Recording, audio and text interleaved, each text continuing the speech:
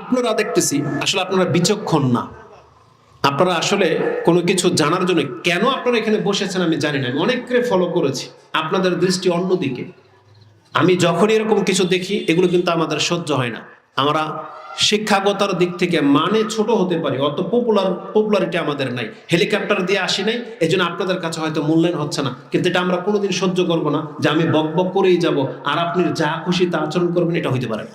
কারণ আগেই বলেছি আমরা খেলতামশা করার জন্য এখানে বসি নাই। আমি কিন্তু এখানে কোরআনের আয়াত বা হাদিস আমি আপনাকে শোনাচ্ছি। আমাকে ইগনোর করা মানে আপনি কোরআনের আয়াতকে অস্বীকার করতেছেন।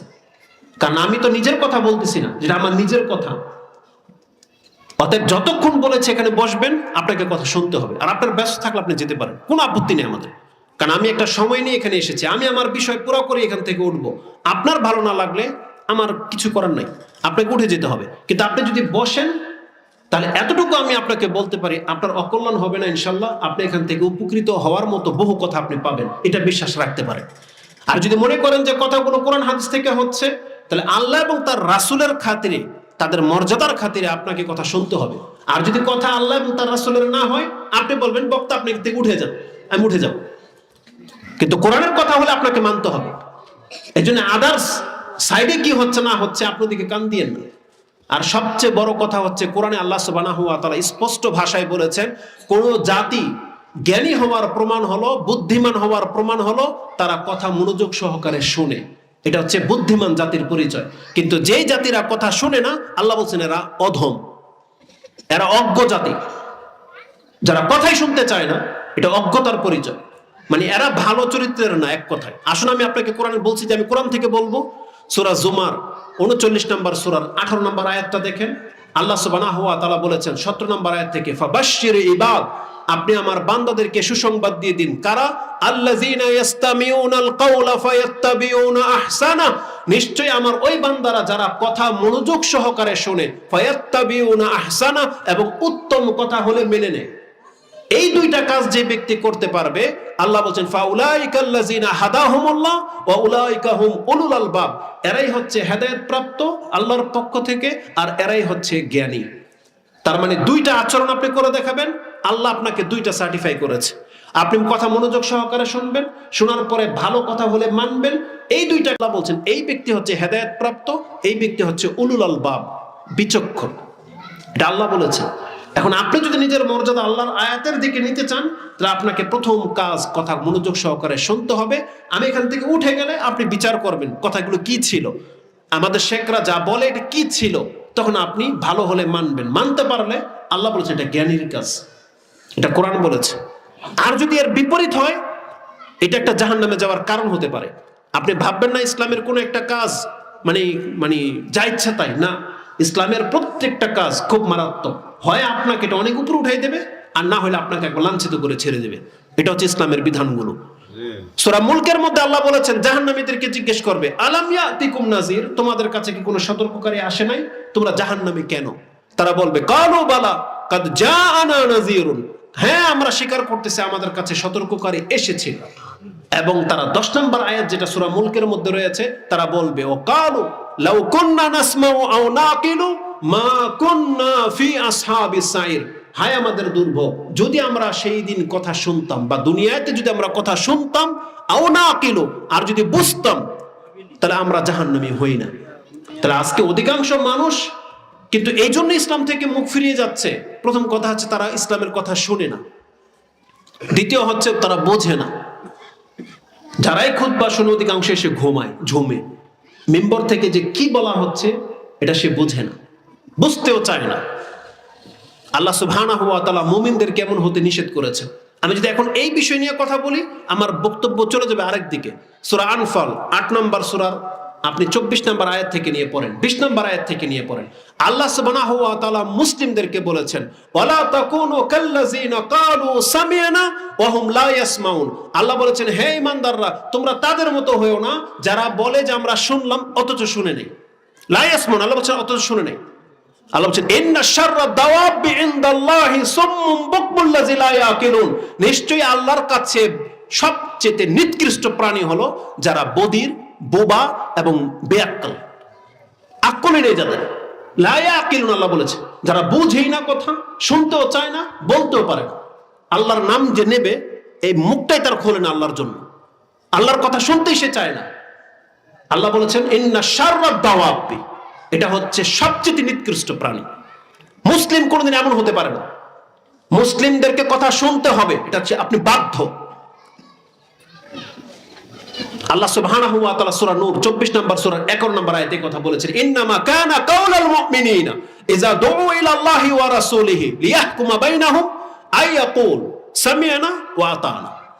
আল্লাহ বলেন মুমিন তো তারা, তাদের কথাই হবে এটা যখনই তাদেরকে আল্লাহ এবং তার রাসূলের পক্ষ থেকে কোনো ফরমান জারি করে দেওয়া হবে, সে বলবে সামি'না, আমি শুনলাম, ওয়া আতা'না, মানলাম। কিন্তু আমরা শুনতেই রাজি না। আরে গরম বক্তব্য আমরাও দিতে জানি, আপনাকে হাসাতে পারবো, কাঁদাতেও পারবো, কিন্তু বলেছিলাম যে একটা বিষয় নিয়ে কথা বললে আমাদেরকে সেই বিষয়ের উপরে থেকে কথা বলতে হয়। তো কথাগুলোকে মূল্যায়ন করার চেষ্টা করেন। এখানে রাসূলুল্লাহ সাল্লাল্লাহু আলাইহি ওয়াসাল্লামের হক নিয়ে কথা চলতেছে, আপনি কতটা মূল্যায়ন করবেন রাসূল সাল্লামকে, এই সম্পর্কে দিক নির্দেশনা আপনাকে দেওয়া হবে। আল্লাহ যেন আমাদেরকে বোঝার এবং সেই অনুযায়ী আমল করার তৌফিক দান করেন, বলেন আমিন। তো আল্লাহ সুবহানাহু ওয়া তাআলা আমাদেরকে বলেছেন যে রাসূলুল্লাহ সাল্লাল্লাহু আলাইহি ওয়াসাল্লাম আমাদেরকে যা দেন এটা আমাদেরকে গ্রহণ করতে হবে, এটা প্রত্যেকটা মুসলিমের উপরে ফরজ। এই কথা বলতে গিয়ে হাসান আল বসরি রাহিমাহুল্লাহর একটা উক্তি আমি আপনার কাছে কোট করতে চেয়েছিলাম, যে হাসান আল বসরি রাহিমাহুল্লাহ বলেন কোন ব্যক্তি যদি মুখে বলে আমি মুসলিম, ততক্ষণ পর্যন্ত যথেষ্ট হবে না যদি সে কর্ম না করে। লা ইয়াসিহুল কাউল ইল্লা বিআমাল, তার আমল ছাড়া তার কথা যথেষ্ট হবে না।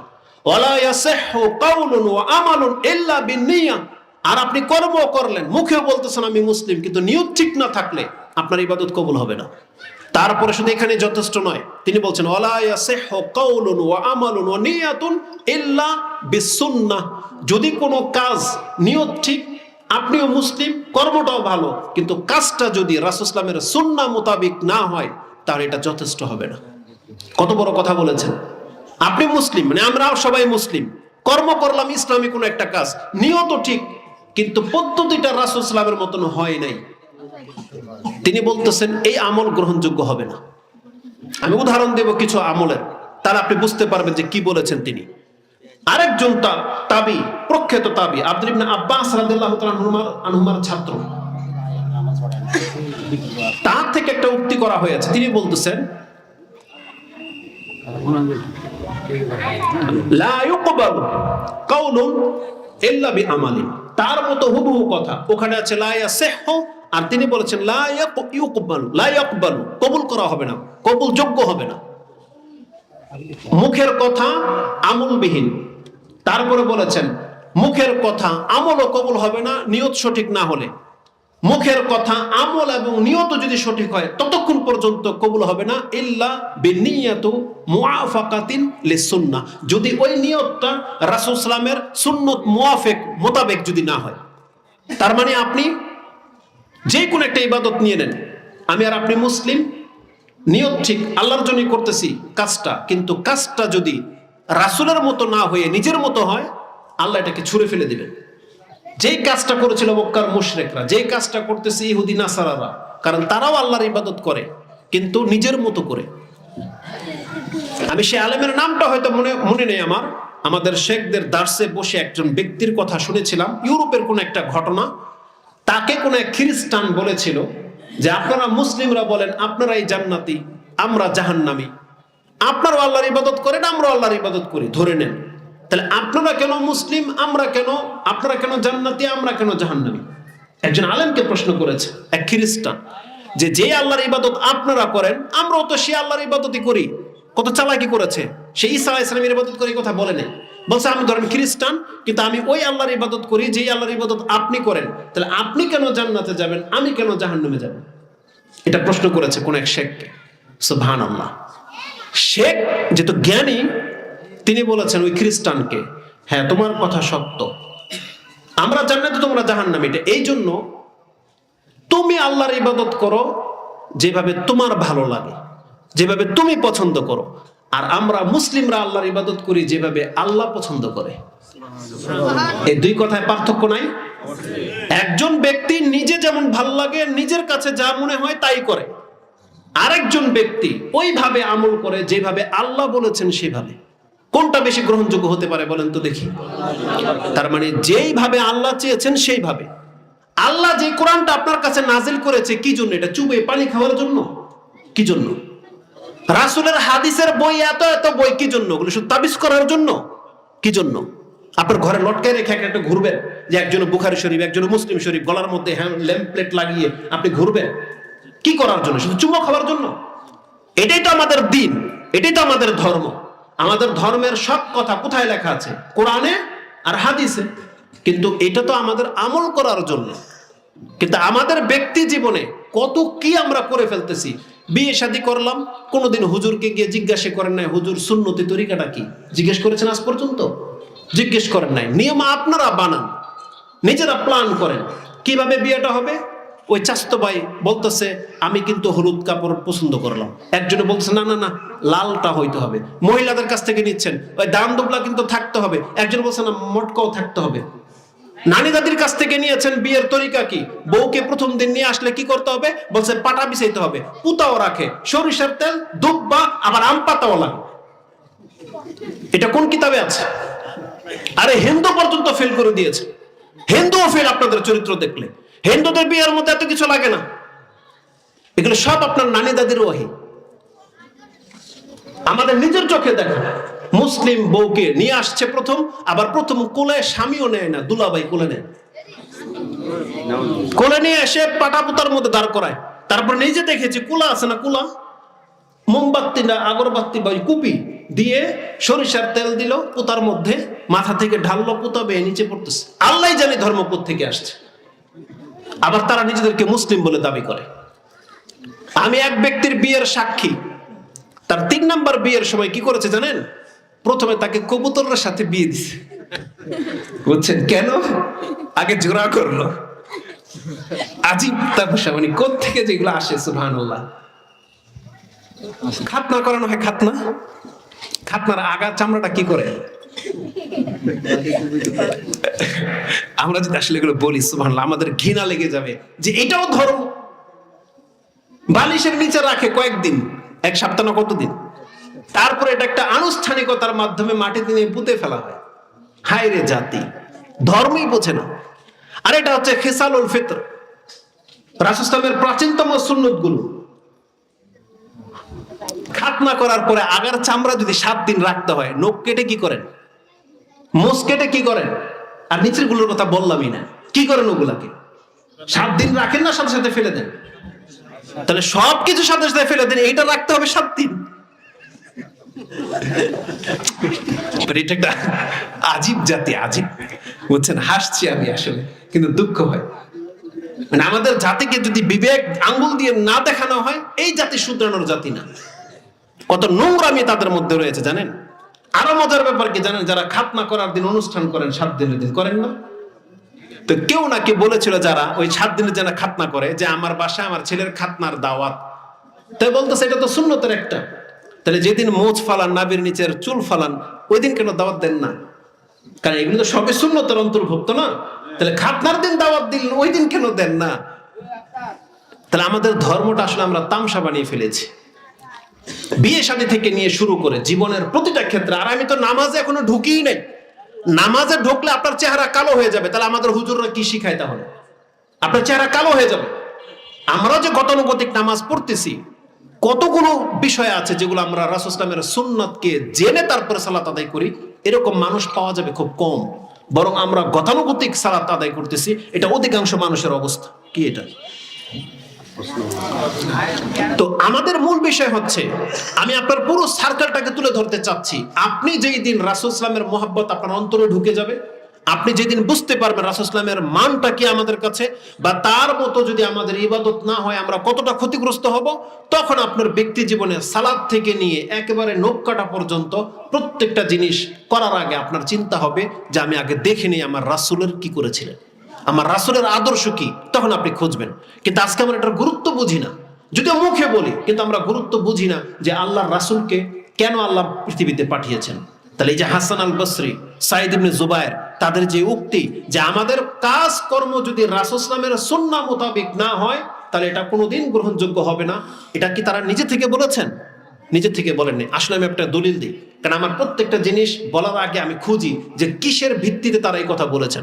তার মধ্যে একজন শেখের একটা উক্তি খুব চমৎকার লেগেছে। তিনি দলিল স্বরূপ একটা হাদিস এনেছেন যে তাদের এই কথাটা কতটা যুক্তিসঙ্গত। একটা হাদিস নিয়ে নেন, যেটা ইমাম বুখারী রাহিমাহুল্লাহ তিনি তার ৭৩ নম্বর অধ্যায় কিতাবুল আদাহি কুরবানির অধ্যায় এনেছেন। বারা ইবনে আযিব রাদিয়াল্লাহু তাআলা তার বর্ণনাকারী,